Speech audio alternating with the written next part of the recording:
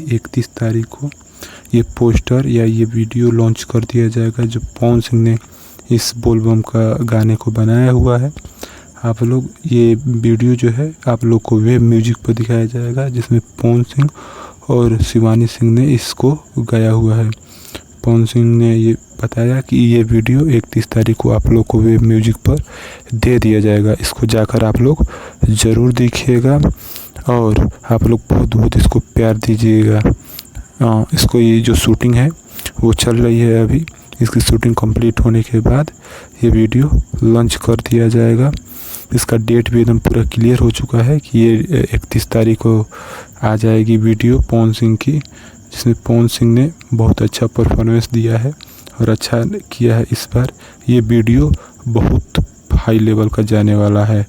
धन्यवाद। हमारे चैनल को लाइक और सब्सक्राइब जरूर कीजिएगा सबसे देखने।